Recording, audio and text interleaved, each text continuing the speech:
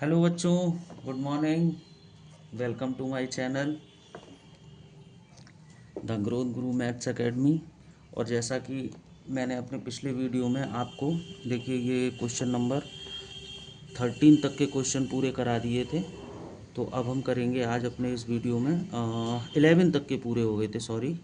आज हम करेंगे 12 से लेके और 21 तक के क्वेश्चन। ये देखिए ये यहाँ तक 21 तक क्वेश्चन है। R D Sharma exercise 10.1। तो अब हम जल्दी से स्टार्ट करते हैं क्वेश्चन नंबर 12।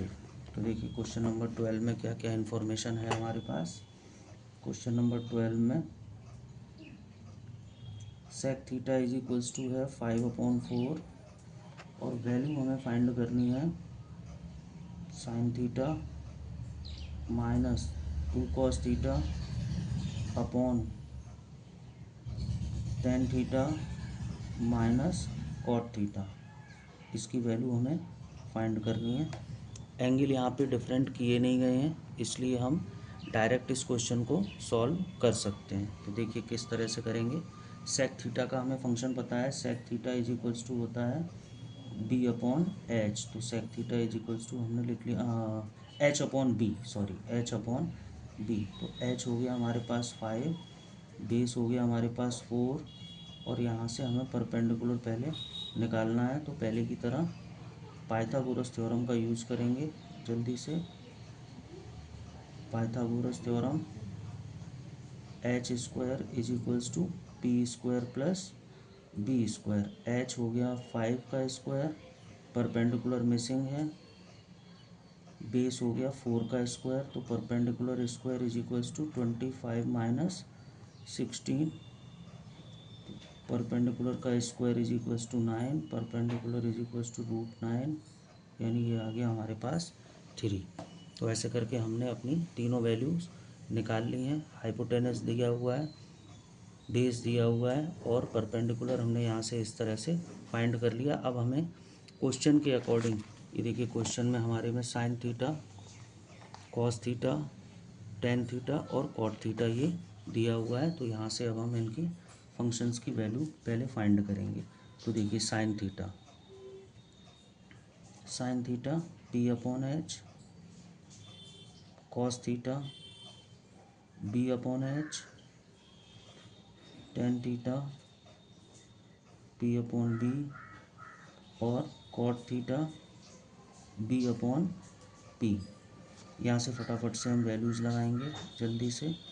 परपेंडिकुलर है हमारे पास 3 हमने निकाला है, हाइपोटेनस है 5, बेस है हमारे पास 4, हाइपोटेनस है 5, परपेंडिकुलर है हमारे पास 3 और बेस है हमारे पास 4 और कॉट थीटा बेस है हमारे पास 4 और परपेंडिकुलर है हमारे पास 3। तो ये देखिए इस तरह से ये मैंने लिख लिए हैं सारे।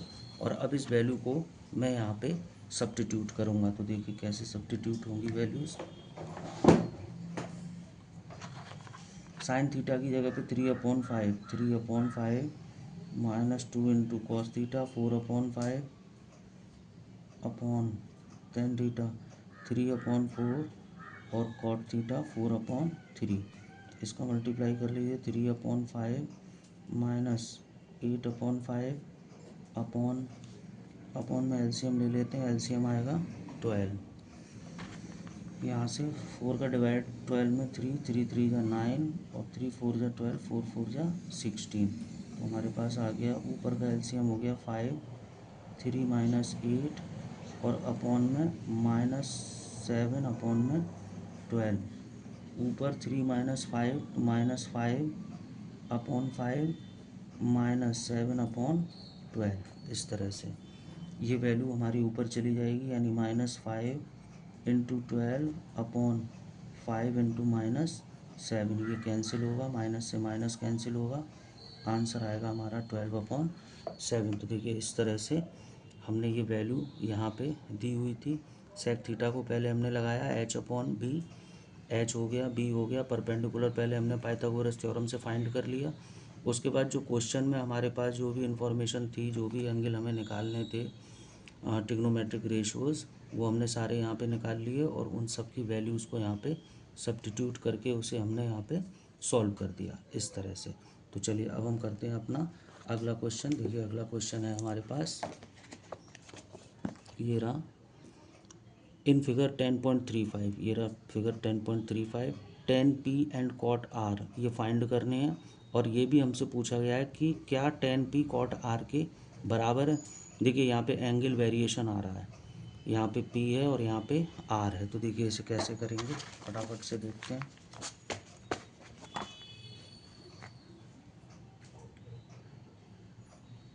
पहले क्वेश्चन नंबर 13 कर लेते हैं। 13 number, cos theta is equals to 3/5, find the value of sine theta minus 1/10 upon में 2 tan थीटा। तो पहले इसे कर लेते हैं। देखिए कैसे करेंगे। cos थीटा की वैल्यू हमें गिवन है, cos theta is equals to है 3/5 और हमें वैल्यू फाइंड करनी है sine theta minus 1/10 theta upon में 2 tan थीटा। इसकी वैल्यू हमें यहाँ से फाइंड करनी है। देखिए बिल्कुल पहले की तरह ही क्वेश्चन है, इसमें कुछ भी डिफरेंट नहीं है। तो देखिए इसे करते हैं हम।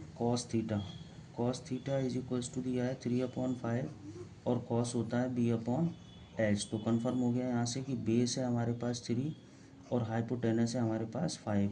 तो यहाँ से हमारा एक बार फिर से परपेंडिकुलर मिसिंग है, जिसे हम पाइथागोरस थ्योरम का यूज़ करके निकालेंगे। तो फिर से बाय पाइथागोरस थ्योरम इसको लगाएंगे। H square is equals to P square plus B square.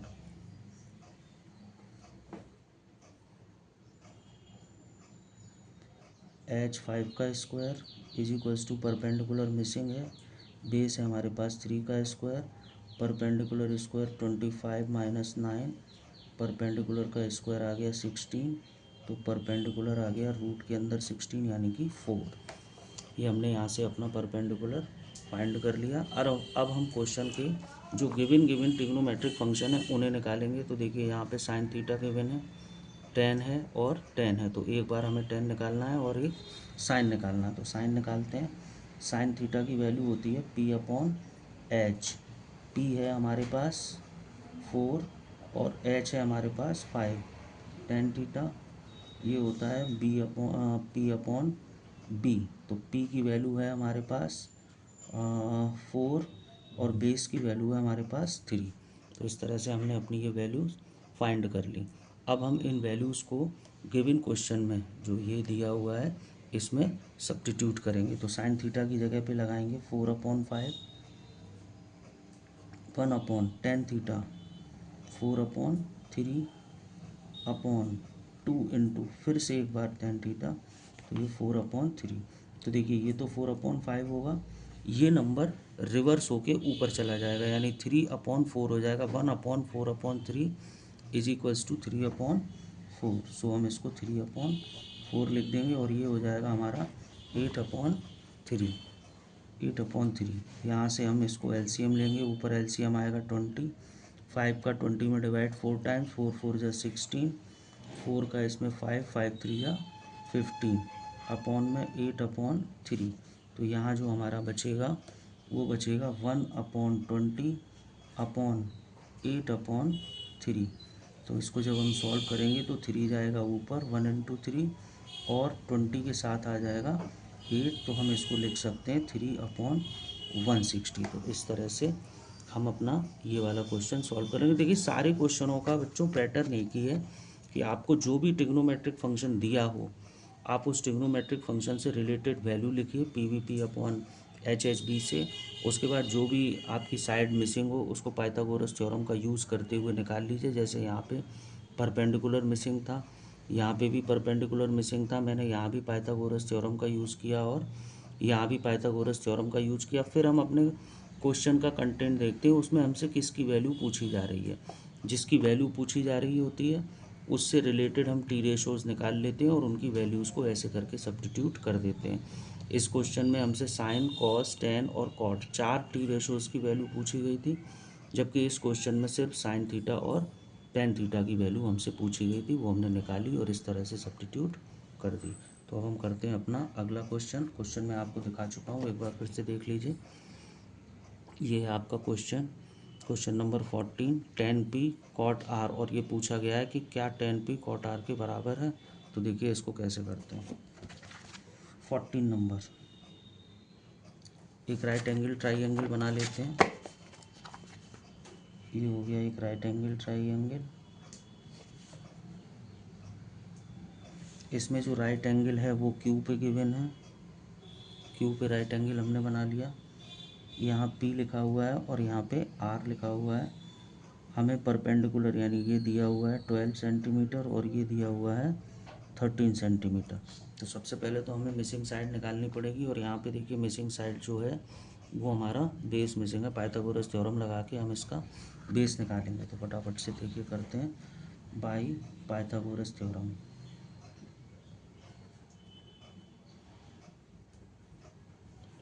H square is equals to P square plus B square.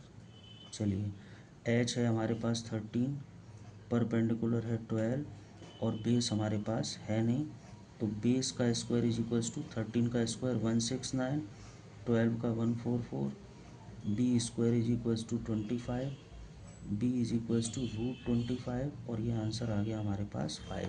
तो इस तरह से हमने अपना बेस यहाँ पे निकाल लिया है। अब देखिए यहाँ पे उसने हमसे दो एंगलों के बारे में पूछा है, एक एंगल पूछा है आर और एक एंगल पूछा है पी। तो ये पिछली इन्फॉर्मेशन के हिसाब से पहले एक बार हम लिखेंगे फॉर एंगल पी। तो बहुत ध्यान से देखिएगा, फॉर एंगल पी मैं यहाँ पे 5 और लिख देता हूँ। For angle P the side opposite to given angle is always be perpendicular. So for angle P the perpendicular is Q R and base is P Q and hypotenuse can't be change, so it will be P R. For angle P, perpendicular is 5, base is 12 and hypotenuse can't be changed, so it will be 13। तो अब हम यहाँ से अपना निकालेंगे tan P। इसमें tan P हमसे पूछा गया है। tan का फंक्शन होता है P अपॉन B, तो वो हो गया हमारा 5/12। अब इसी तरीके से हमें फॉर एंगल R के लिए लिखना है एंगल R। देखिए चेक करिए, the side opposite to given angle, angle R की अपोजिट में साइड है पी क्यू।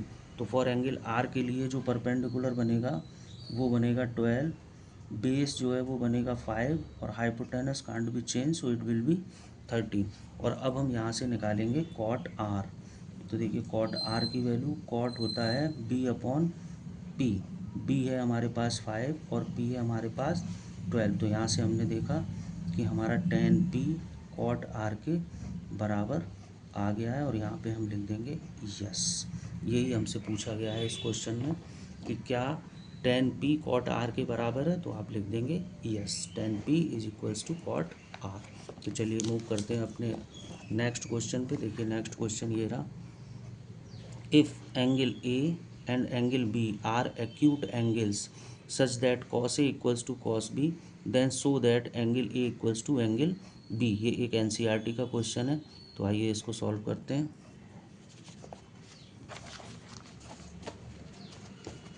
एक राइट एंगल ट्राइंगल बनाते हैं इसके लिए। पहले क्वेश्चन नंबर 15, एक राइट एंगल ट्राइंगल बना लिया इस तरह से। अब देखिए यहाँ पे जो इन्फॉर्मेशन दी है वो इन्फॉर्मेशन उन्होंने हमको बताया है कि एंगल ए और एंगल बी एक्यूट एंगल हैं, और जो एक्यूट एंगल होते हैं बच्चों वो 90 डिग्री से छोटे होते हैं। तो ना तो यहाँ पे एंगल पी हम लिख सकते हैं, ना यहाँ पे हम एंगल क्यू लिख सकते हैं। सॉरी, ए और बी इसमें दिए हुए हैं, तो ना यहाँ पे ए आएगा ना यहाँ पे बी आएगा। एक्यूट एंगल ये वाले दोनों होंगे।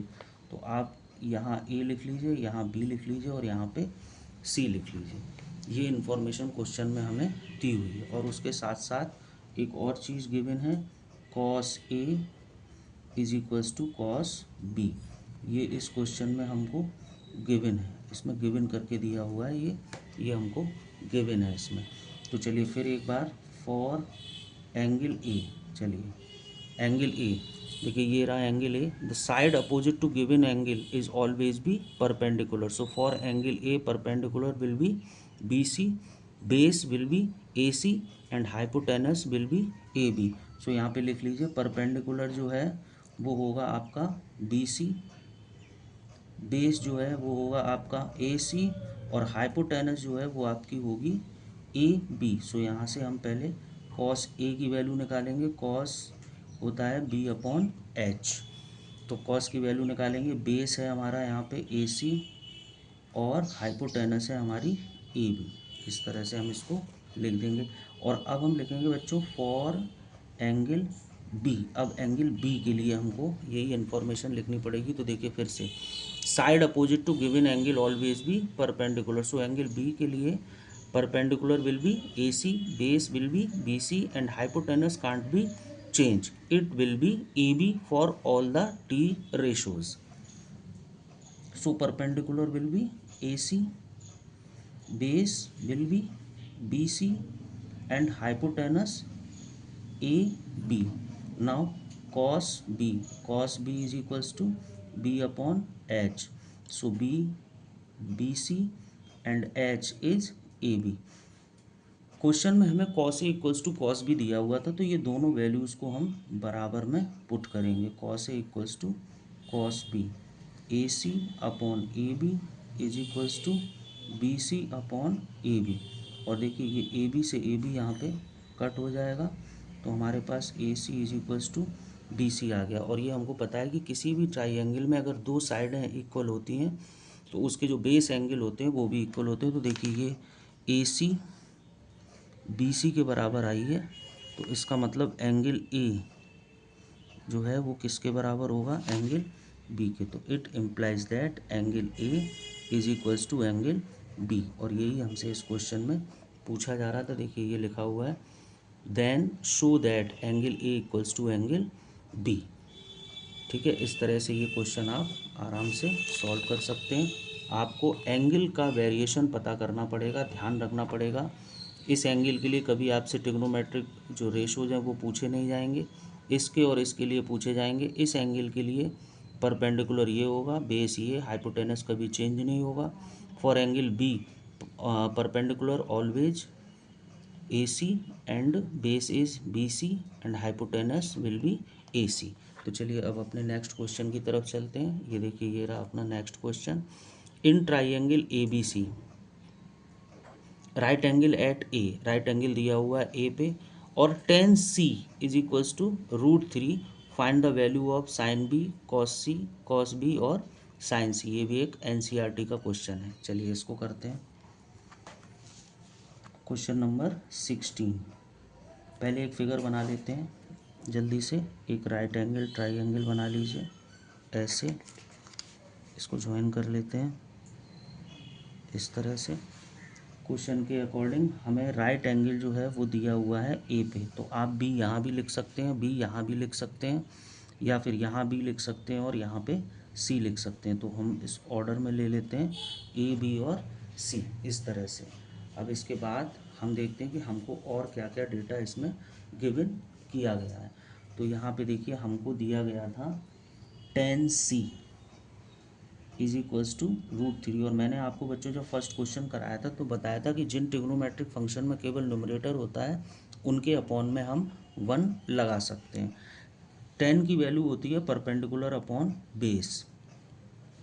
यहाँ देखने वाली बात यह है बच्चों कि हमें tan सी दिया हुआ है, सी के लिए परपेंडिकुलर क्या होगा, एंगल सी के लिए परपेंडिकुलर बच्चों क्या होगा, ए बी, तो परपेंडिकुलर होगा ए बी, और बेस क्या होगा ए सी, यानी कि परपेंडिकुलर ए बी की वैल्यू है √3 और बेस की वैल्यू कितनी है 1। ध्यान से देखिए tan सी के अपोजिट में साइड क्या है ए बी, तो परपेंडिकुलर क्या हो गया ए बी, और ए बी की वैल्यू कितनी है √3, और अगर परपेंडिकुलर ये है तो बेस क्या बनेगा ए सी, वो लिख दिया ये। तो यहाँ से हमें अपना हाइपोटेनस अभी फाइंड करना है। अब हम अपना हाइपोटेनस यहाँ से फाइंड करेंगे, और वो भी किससे, बाय पाइथागोरस थ्योरम से।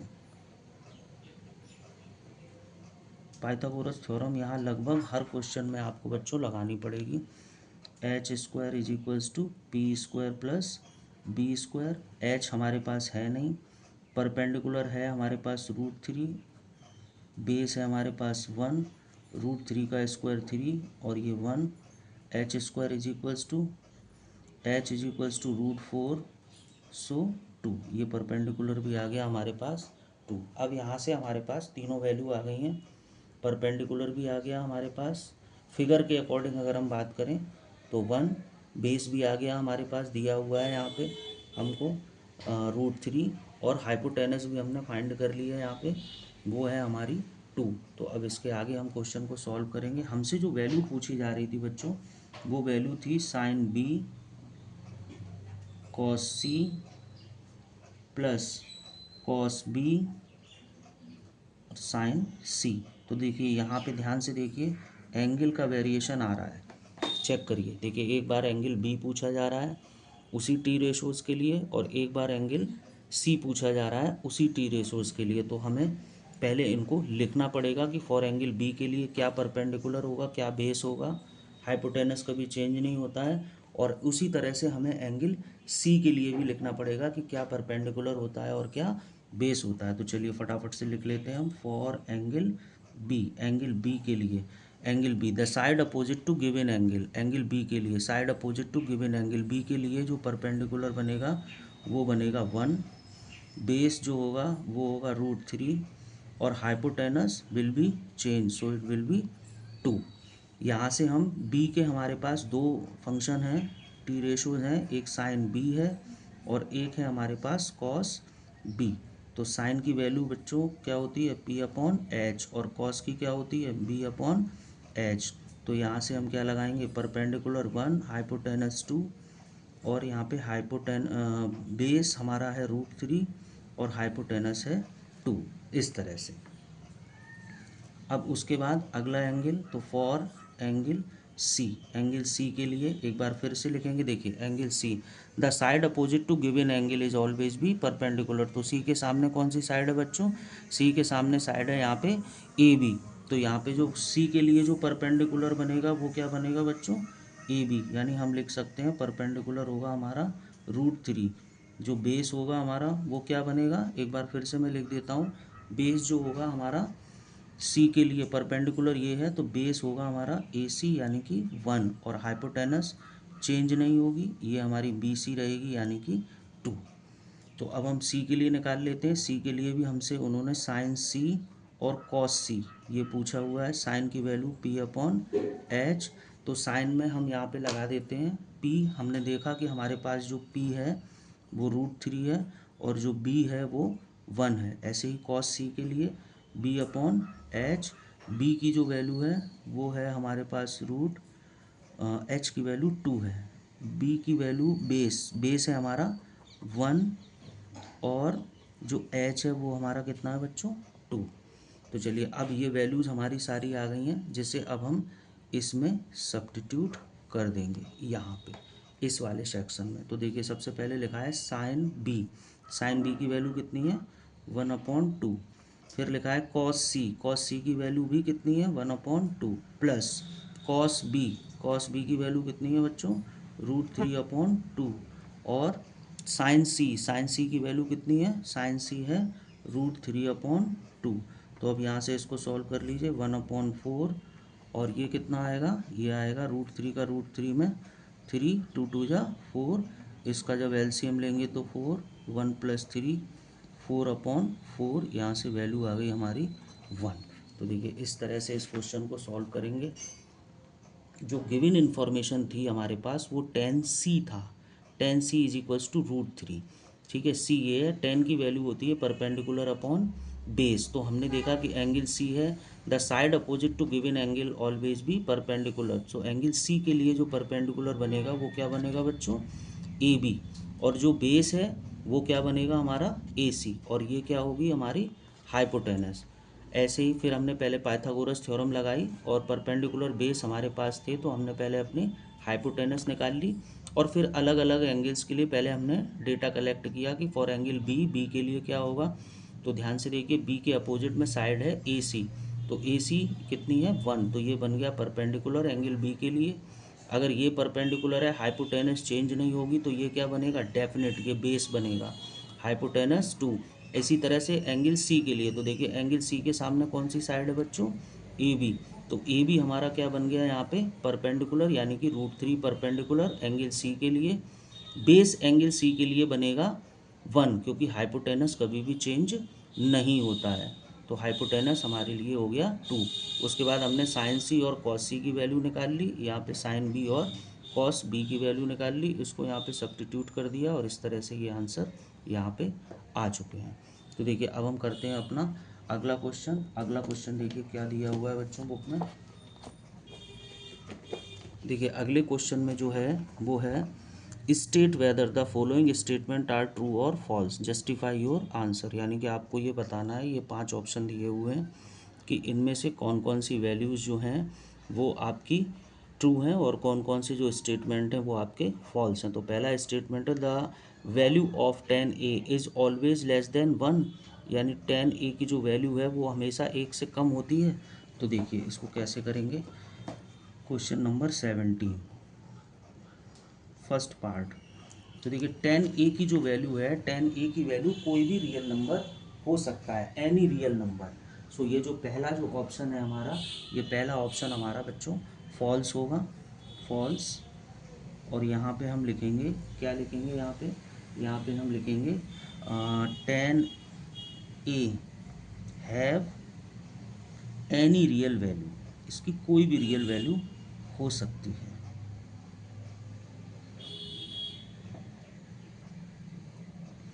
ठीक है, ये फॉल्स इसलिए है क्योंकि इस क्वेश्चन में उन्होंने लिखा हुआ है 10a is always less than 1। Second वाला जो पार्ट है आप अपनी बुक से देख लीजिएगा, सेकंड पार्ट में लिखा हुआ है sec a is equals to 12/5 for some values of angle a, यानी किसी एंगल a के लिए sec की वैल्यू 12/5 हो सकती है। तो देखिए इसमें क्या होगा, ये स्टेटमेंट जो है वो हमारा होगा ट्रू। क्यों ट्रू होगा बच्चों, वो इसलिए ट्रू होगा कि जो sec a की जो वैल्यू होती है, जो रेंज जो हम बोलते हैं, वो -1 से छोटी और उसके बराबर होती है। और sec a ये ग्रेटर और इक्वल्स टू होता है 1, यानी -1 के बराबर और उससे छोटी, और sec a की वैल्यू 1 से के बराबर या 1 से बड़ी होती है। तो यहाँ अगर आप देखेंगे कि आपको जो sec की जो वैल्यू दी हुई है, sec a जो दिया हुआ है वो दिया हुआ है 12/5। जब आप इसको सॉल्व करेंगे तो आपका आंसर कुछ अप्रॉक्सीमेटली 2.4 आएगा। देखिए, और sec a is equals to क्या लिखा हुआ है, ग्रेटर एंड इक्वल्स टू 1, तो 2.4 ग्रेटर देन है 1 से, इसलिए ये ऑप्शन क्या होने वाला है, ट्रू। अगला ऑप्शन देखते हैं, ऑप्शन नंबर 3। इसमें लिखा हुआ है cos a is the abbreviation used for the cosecant of angle a। तो देखिए ये ऑप्शन आपका फॉल्स होने वाला है। ये क्यों फॉल्स होगा, उसका रीज़न है, देखिए cos a जो होता है बच्चों, cos a वो होता है cosine, cosine of angle A, cos A. Cos A जो होता है वो कोसाइन ऑफ एंगल ए होता है, और जो कोसेक ए होता है, कोसेक ए वो होता है हमारा cosecant of angle A, cosecant of angle ए।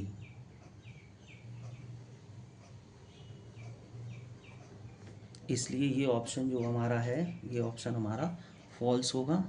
चलते हैं अगले ऑप्शन की तरफ। ऑप्शन है हमारा cot A is the product of cot and A. तो देखिए ये तो कभी पॉसिबल है ही नहीं, ये तो फॉल्स ही होना है।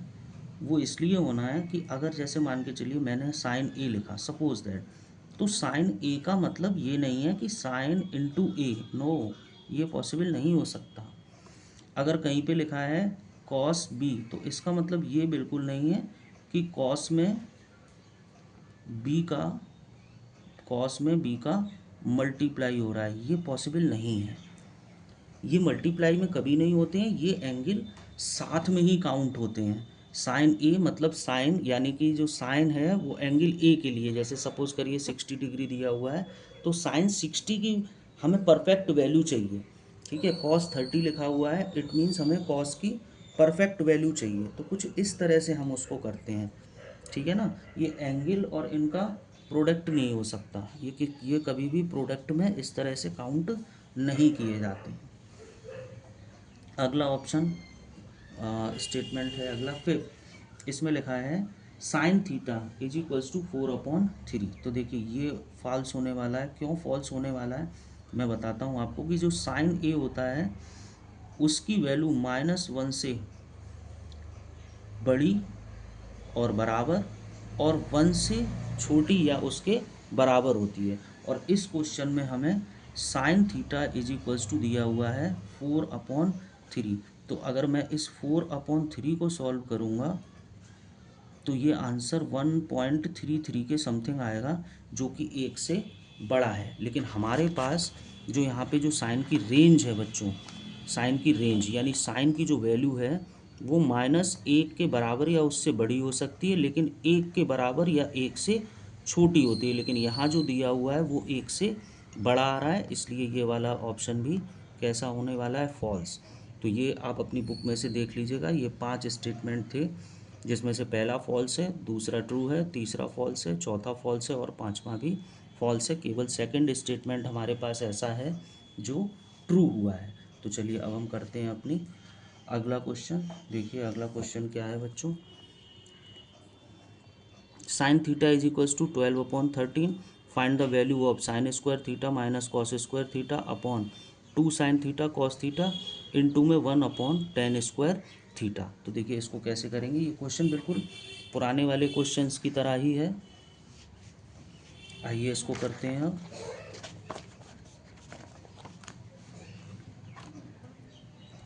देखिए यहाँ पे दिया हुआ है, ये क्वेश्चन नंबर 18 है हमारे पास।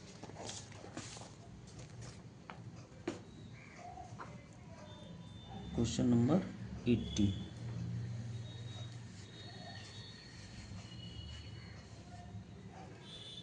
तो देखिए इस 18 में हमें साइन थीटा इक्वल्स टू दिया हुआ है 12/13 इस तरह से।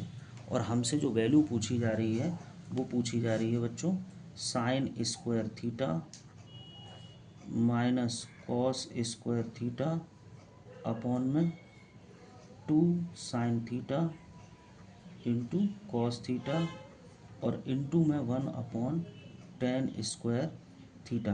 देखिए ये क्वेश्चन कितने भी डिफ़िकल्ट दिए हुए हों, इनके गिवन कंटेंट से बिल्कुल मत घबराइए। आप ये देखिए कि आपको उन्होंने दिया क्या है। यहाँ पे sine theta equals to 12/13 given है।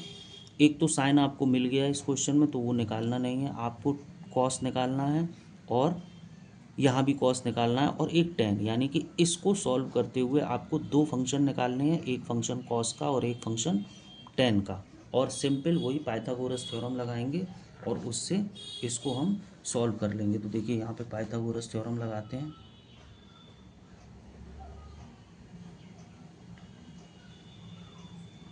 पाइथागोरस थ्योरम का यूज़ करेंगे। ये है हमारे पास P/H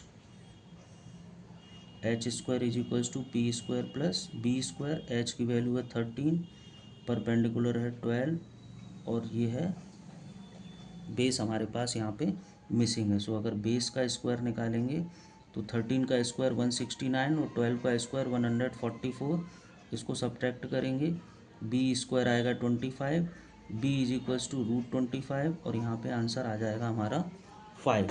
अब हमें अपने फंक्शन निकालने हैं। तो देखिए यहाँ पे कौन कौन से फंक्शन है। एक हमको दिया हुआ है कॉस थीटा, तो कॉस थीटा निकालेंगे हम, वो होता है B/H। बेस है हमारे पास यहाँ पे 5 और हाइपोटेनस है हमारे पास 13। और एक हमको निकालना है यहाँ से टेन थीटा। टेन थीटा होता है बच्चों P/B। परपेंडिकुलर की वैल्यू है यहाँ पे 12 और बेस की वैल्यू है हमारे पास यहाँ पे 5। इस तरह से हमने ये अपनी दोनों वैल्यूज़ निकाल ली। अब हम इन वैल्यूज़ को इस क्वेश्चन के जो गिवन कंटेंट है उसमें सब्स्टिट्यूट करेंगे। तो देखिए करते हैं। साइन स्क्वायर थीटा, साइन की वैल्यू हमारे पास ऑलरेडी थी, तो साइन स्क्वायर थीटा को मैंने इतना ही लगा दिया 12/13। ये मुझे क्वेश्चन में गिवन था। कॉस थीटा मैंने अभी अभी निकाला है आपके सामने 5/13, इसका स्क्वायर कर दिया अपॉन में 2 into sine theta 12/13 into cos theta 5/13 into 1/tan square theta. Ten square theta अभी हमने निकाला है बच्चों 12/5। तो देखिए ये सारे फंक्शंस मैंने निकाले और निकाल के फंक्शन मैंने वहाँ पे सारे पुट कर दिए। अब मैं इनका होल स्क्वायर करूँगा तो 12 का होल स्क्वायर 144 अपॉन में 169 माइनस यहाँ पे हो गया 25 अपॉन में 169 9 और नीचे अब मल्टीप्लाई कर लीजिए क्योंकि कुछ भी कैंसिल तो हो नहीं सकता यहाँ पे। 12 2 जा 24, 24 5 जा 120, 120 अपॉन 169, 1 अपॉन इसका स्क्वायर करेंगे 144 अपॉन में 25। ठीक है, तो देखिए यहाँ पे करते हैं, ऊपर का अगर मैं एलसीएम लूँगा तो 169 आएगा, 144 माइनस 25 बचेगा और अपॉन में आएगा 120 अपॉन 169। और इस वैल्यू को बच्चों हम रिवर्स कर लेंगे तो हमारा 25 ऊपर जाएगा और 144 नीचे आ जाएगा। तो यहाँ पे अब हम और सॉल्व करते हैं। देखिए 169 से 169 कैंसिल हो जाएगा, 144 में से 25 को माइनस करेंगे तो 144 में से 25 को माइनस कर लीजिए, 14 में से 5 जाएगा तो 9, 13 में से जाएगा 2 तो 11, यानी 119 अपॉन 120 इंटू 25 अपॉन 144। इसको और सॉल्व कर लीजिए और देखिए सॉल्व करने के बाद आंसर इसका क्या आ जाता है। हम इसको 2 से भी कैंसिल आउट कर सकते हैं, सॉरी 2 से नहीं कर सकते, 5 से कर सकते हैं। 5 5 जा और 5 से 24, ये आ गया हमारा। उसके बाद यहाँ बचेगा 119 इंटू 5 और अपॉन में 24 इंटू 144। सो यहाँ पे जो हमारा बच्चों आंसर आने वाला है वो आने वाला है 595 अपॉन 3456। इस तरह से हमारा ये क्वेश्चन यहाँ पे सॉल्व होगा। देखिए बिल्कुल सिंपल क्वेश्चन है। गिवन वैल्यू 12/5 थी, परपेंडिकुलर अपॉन हाइपोटेनस होता है। मैं आपको स्टार्टिंग से बताता चला आ रहा हूँ। पीवीपी का यूज़ करिए, हमको पता चल गया हमारी जो मिसिंग साइड है वो यहाँ पे परपेंडिकुलर भी हमको दिया है, हाइपोटेनस भी दिया हुआ है, बेस मिसिंग है। तो हमने यहाँ से अपना बेस फाइंड कर लिया। बेस फाइंड करने के बाद हमने अपना गिवन कंटेंट चेक किया तो उसमें साइन, कॉस और टेन 3 चीज़ों का यूज़ हो रहा था, जिसमें से मेरे पास ऑलरेडी साइन गिवन था। तो साइन जब मेरे पास गिवन था तो मैंने साइन को यूज़ नहीं किया, वो मुझे क्वेश्चन में से ही मिल गया। और टेन और कॉस की वैल्यू मैंने यहाँ से अलग से निकाल ली है। तो चलिए अब हम करते हैं अपना अगला क्वेश्चन। और अगला क्वेश्चन बच्चों देखिए क्या है। अगला क्वेश्चन है sec A is equals to 5/4 3 sine A minus 4 sine cube A upon 4 cos cube A minus 3 cos A is equals to 3 tan A minus 10 cube A upon 1 minus 3 tan square A. ठीक है, तो देखिए ये question कैसे होगा।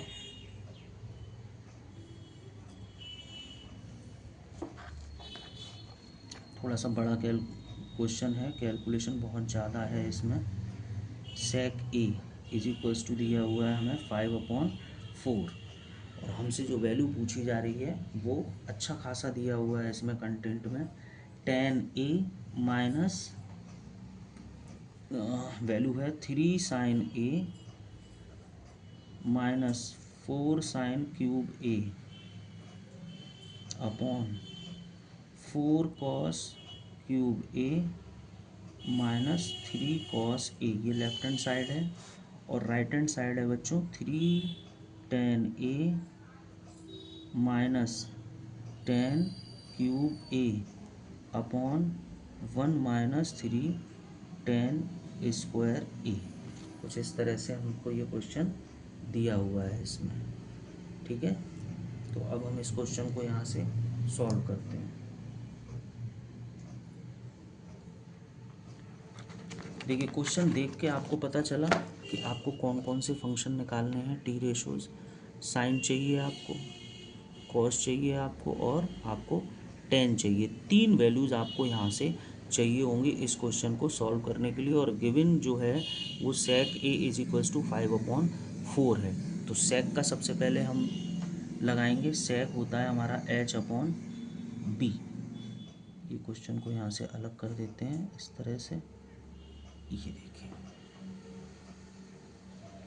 तो h की वैल्यू है हमारे पास, b है, इसका मतलब हमारे पास p नहीं है। तो हम सबसे पहले p को फाइंड करेंगे। तो फिर से एक बार Pythagoras theorem, H square is equals to P square plus B square, H 5 का स्क्वायर, पी परपेंडिकुलर है नहीं हमारे पास, बेस 4 का square, so base square is equals to 25 minus 16, base square is equals to 9, so base is equals to √9 is equals to 3। इस तरह से हमने यहाँ पे अपना बेस फाइंड कर लिया है। अब हमने देखा कि हमारा जो क्वेश्चन गिवन है उसमें हमको 3 फंक्शन चाहिए, तो वो तीनों फंक्शन बच्चों हम यहाँ पे निकाल लेते हैं साइड में। देखिए 3 फंक्शन कौन कौन से हैं। एक हमको चाहिए sine A P upon H, sorry ये हमको यहाँ पे पी निकालना था, ये पी की वैल्यू है पी, तो पी हमने निकाला 3 और एच है हमारे पास 5। एक हमको चाहिए यहाँ पे कॉस, कॉस होता है बी अपॉन एच, बी है हमारे पास 4 और एच है हमारे पास 5। एक हमको चाहिए tan A, tan is equals to P upon B, P की वैल्यू है हमारे पास बच्चों 3 और बी की वैल्यू है हमारे पास 4। तो इस तरह से हमने अपने सारे फंक्शन यहाँ पे निकाल लिए हैं और अब मैं जा रहा हूँ इनको क्वेश्चन में सब्स्टिट्यूट करने। ठीक है, तो ज़रा ध्यान से देखिएगा कि हम इसको सब्स्टिट्यूट कैसे करेंगे। देखिए 3 साइन ए यानी 3 into sine A 3 upon 5 minus 4 into sine cube A, it means 3 upon 5 का होल क्यूब,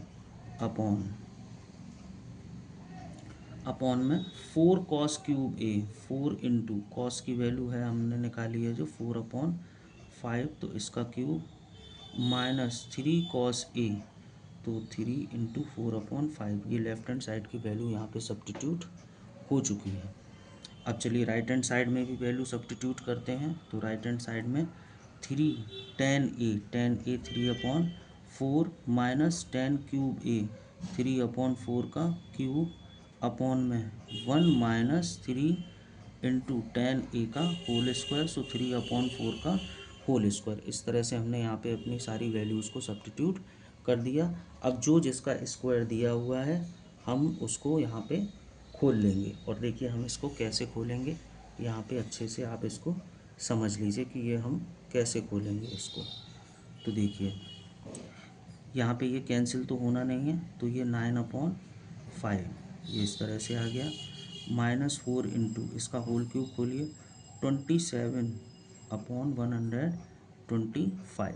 इस तरह से हमने ये होल क्यूब यहाँ पे खोल दिया। इसके बाद बच्चों क्या करेंगे, देखिए 4 इंटू इसका भी होल क्यूब खोलेंगे 64 अपॉन 125। इस तरह से हमने इसका भी होल क्यूब खोल दिया। और अब आगे 3 4 जा 12 अपॉन 25। ये देखिए ये हमने इधर की वैल्यूज़ को सबको खोल दिया है। और अब हम इसके बाद इसको और सॉल्व करेंगे। तो देखिए कैसे करेंगे, 3 3 जा 9 अपॉन 4 माइनस ये हो गया 27 अपॉन 64 अपॉन में 1 माइनस 3 इंटू 9 अपॉन 60। ये मैंने सारे इसके स्क्वायर वगैरह जो भी थे वो सब खोल दिए, कहीं पे स्क्वायर था कहीं पे क्यूब था, ये सब खोल दिए हैं। और अब मुझे इनके प्रोडक्ट भी करने होंगे। तो देखिए यहाँ कोई प्रोडक्ट नहीं है, यहाँ प्रोडक्ट है 27 इंटू 4 जिसका आंसर आता है 108 अपॉन में 125 अपॉन इसका इससे मल्टीप्लाई करेंगे 256 अपॉन 125 माइनस 12 अपॉन 25।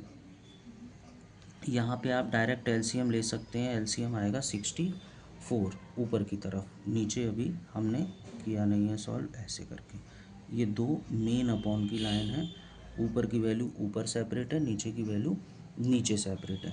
तो चलिए 4 का इसमें हम डिवाइड करेंगे तो 16 टाइम्स आएगा, 16 9 जा हो गया हमारा 144, 64 1 जा 64, ये हो गया 27 और नीचे आंसर आ जाएगा 27 अपॉन 16 इस तरह से। तो चलिए आओ आगे करते हैं। अब ये मेन लाइन खींच लेते हैं जो अपॉन वाली हैं, इधर भी ऐसे ही खींच लीजिए, इस तरह से। देखिए ऊपर का जो एलसीएम आएगा वो आएगा 125, 5 और 125 का एलसीएम आ गया 125। अब 5 का डिवाइड 125 में करेंगे 25 टाइम्स जाएगा, 25 का 9 में मल्टीप्लाई करेंगे तो वो आएगा 225। 125 का 125 में 1 टाइम्स, 1 का मल्टीप्लाई 108 में इतना ही आएगा। नीचे भी एलसीएम ले लीजिए, नीचे का भी एलसीएम आएगा 125। तो देखिए 125 से 125 1 टाइम्स तो यहाँ पे 256, और इसका इसमें करेंगे तो 25 5 जा 125 और 5 12 जा यहाँ पे 60। ये सिंपल फ्रैक्शन का पार्ट है। आई होप कि ये आप सभी लोगों को अच्छे से आता होगा। मैं सिर्फ यहाँ पे एलसीएम ले रहा हूँ और कुछ भी नहीं कर रहा हूँ। 144 में से 27 को माइनस करेंगे, 144 27 यहाँ पे 7 आएगा, और 14 में से 7 यहाँ बचेगा 13, 13 में से 2 जाएगा तो 11, यानी यहाँ पे आएगा 117। इसी तरह से अपॉन का जो एलसीएम आएगा वो आएगा 16, यहाँ पे हो जाएगा 16 माइनस 27। ये इस तरह से हमने यहाँ तक का सॉल्यूशन कर लिया। देखिए यहाँ 125 से 125 जो है वो हमारा कैंसिल आउट हो जाएगा। 225 में से हमें 108 को माइनस करना पड़ेगा, तो वो हम माइनस करेंगे तो आंसर आएगा 170। ठीक है बच्चों।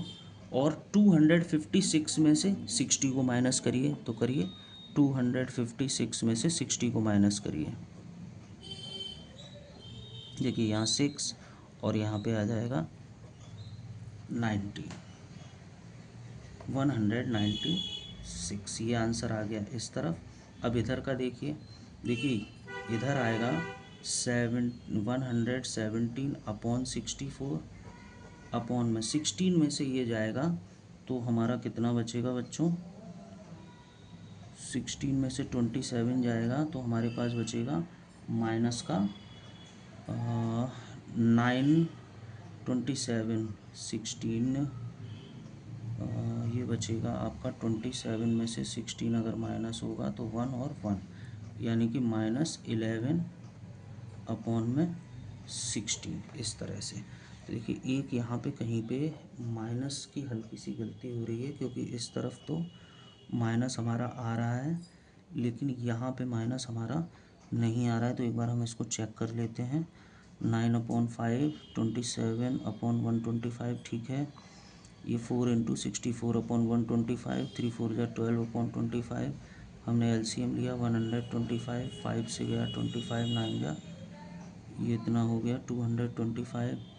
125 का 125 में गया तो ये 1 ऑफकोर्स ठीक है, ये भी चलिए। उसके बाद 64 का मल्टीप्लाई किया 256 अपॉन में आ गया 125, और ये हो गया हमारा 3 4 जा 12, 12 अपॉन 125, ये भी ठीक है। चलिए यहाँ तक ठीक है। एलसीएम ले लिया, ये भी आ गया 125, 25 का इसमें जाएगा 5 टाइम्स, 12 5 जा 60, 196 हो गया। यहाँ पे एलसीएम लिया 64, 4 का मल्टीप्लाई इसमें किया 16 टाइम, 16 9 जा 144, 64 का 64 में 1 टाइम्स तो इतना आ गया, ठीक है। यहाँ पे ये हो गया 9 3 जा 27 अपॉन 16, और ये हो गया हमारा 16 माइनस 27, तो ये हो गया माइनस का 11 अपॉन 16। क्वेश्चन में कहीं पे माइनस का प्रॉब्लम तो दिखाई नहीं दे रहा है। ये किस तरह से माइनस आ रहा है इसमें। 4 का 64 अपॉन में 125, 6 25 256, ये ठीक है। और इस तरह के क्वेश्चंस को कैलकुलेशन बहुत संभाल के करिए, बहुत अच्छे से करिए। कैलकुलेशन का प्रॉब्लम कहीं ना कहीं क्रिएट हो जाता है। देखिए मैं भी सॉल्व कर रहा हूँ तो कैलकुलेशन का प्रॉब्लम बहुत आता है, तो बहुत ज़्यादा ध्यान से करिए कि जिससे कि कैलकुलेशन की गलती कहीं भी नहीं आनी चाहिए। ये हमने साइन की वैल्यू लगाई थी 3/5, 27 हो गया 125। ये 64 अपॉन 125, 3 4 जा 12 कॉस ए की वैल्यू 4/5, ठीक है, 12/25। ये देखिए यहाँ गलती हो रही है, ये देखिए 3 4 जा 12 है ना, और अपॉन में लिखा है 5, तो यहाँ पे 5 आएगा, 25 नहीं आएगा, तो यहाँ पे आएगा 5। ये देखिए ये थी गलती। ये देखिए ये कैलकुलेशन का बच्चों बहुत ज़्यादा ध्यान रखना है, बहुत ज़्यादा। देखिए यहाँ पे माइनस आ रहा है और इधर माइनस नहीं आ रहा है। 5 का डिवाइड इसमें करेंगे तो ये जाएगा हमारा 25, और 25 का मल्टीप्लाई अगर 12 में करेंगे तो हमारे पास आएगा 300। ये देखिए 300। अब 250 में से अगर इसको हम माइनस करेंगे तो ये वैल्यू यहाँ पे हमारी जो है वो चेंज हो जाएगी। यहाँ पे आएगा 117 और इधर आएगा माइनस का 44। ये देखिए अब इसको और सॉल्व करते हैं। देखिए यहाँ पे 117 upon minus 44 is equals to 117 के पास जाएगा 16 और अपॉन में 11 के साथ आएगा 64।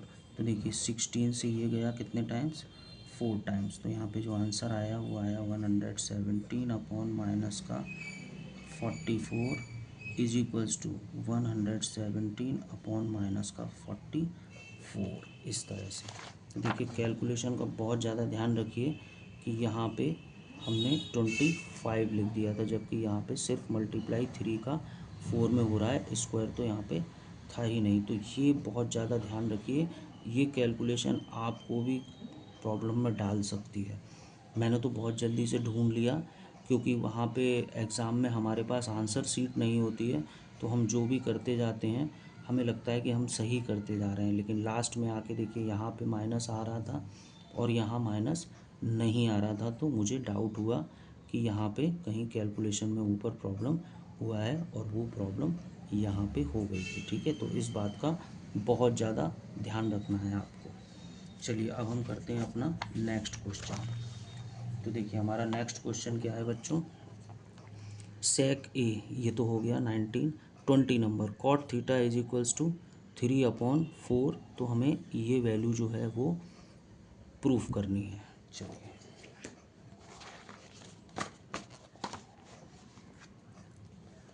तो हम करते हैं अपना क्वेश्चन नंबर 20।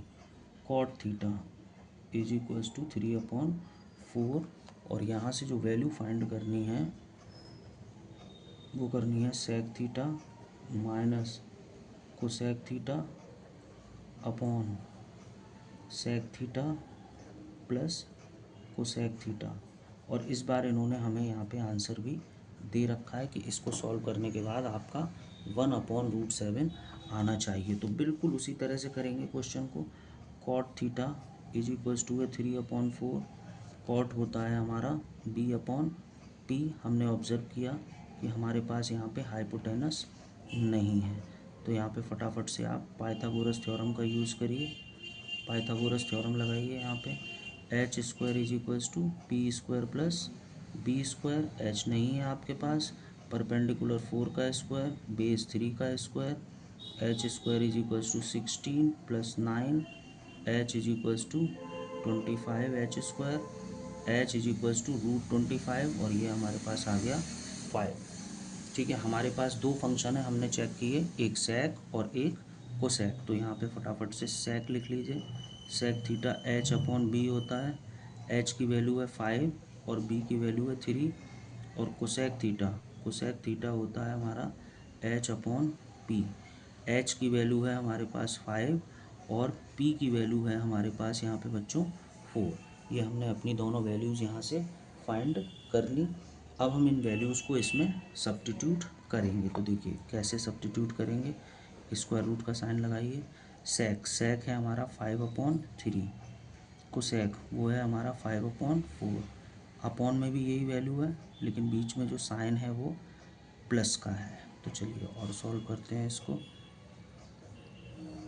ऊपर का एलसीएम ले लीजिए, 12 आएगा, 3 4 जा तो 5 4 जा 20, 4 3 जा 3 5 जा 15। चलिए नीचे भी एलसीएम ले लेते हैं, 12, 3 4 जा 4 5 जा 20, और यहाँ पे 15। तो देखिए 12 से 12 कैंसिल हो गया, यहाँ पे अब स्क्वायर रूट में ऊपर बचेगा 5 और नीचे बचेगा बच्चों 35। इसको हमने कैंसिल आउट किया तो ये 1/7, 1 के ऊपर से हम स्क्वायर रूट को हटा सकते हैं। तो इस तरह से ये हमारा आंसर यहाँ पे निकल आएगा। देखिए सिंपल, कुछ भी नहीं किया, जो वैल्यू हमको दी हुई थी बस हमने उसी को सॉल्व किया है। कॉट थीटा इक्वल्स टू हमारे पास 3/4 था, b/p होता है। ऑब्जर्व किया कि h नहीं है हमारे पास, h हमने फाइंड किया। क्वेश्चन का कंटेंट चेक किया, गिवन क्या है, सेक और कोसेक दो वैल्यूज हमसे पूछी जा रही थी, दोनों निकाल के हमने इसमें लगा दी। ठीक है बच्चों, ये हो गई आपकी एक्सरसाइज 10.1। अब मैं नेक्स्ट वीडियो में एक्सरसाइज 10.2 जो मैंने अपने चैनल पे पहला वीडियो डाला था टेबल का, तो सबसे पहले आप सभी से रिक्वेस्ट है कि पहले एक बार उस टेबल को ज़रूर बनाएं, क्योंकि मैं टेबल नहीं बनाऊंगा, मैं सीधे वैल्यूज़ को सब्स्टिट्यूट करूंगा। डिस्क्रिप्शन में आपको वो वीडियो मिल जाएगा, उस वीडियो में पहले आप देखिए कि मैंने उसमें टेबल को कैसे बनाया है, और बिना लर्न करे आपको वो टेबल समझ में आ जाएगी। उसके बाद हम करेंगे हमारी एक्सरसाइज 10.2 जो पूरी की पूरी उसी टेबल के ऊपर बेस्ड है। और कोई प्रॉब्लम अगर किसी बच्चे को आती है तो वो मुझे कमेंट सेक्शन में जाके टाइप करके बता सकता है। Thank you, have a great day.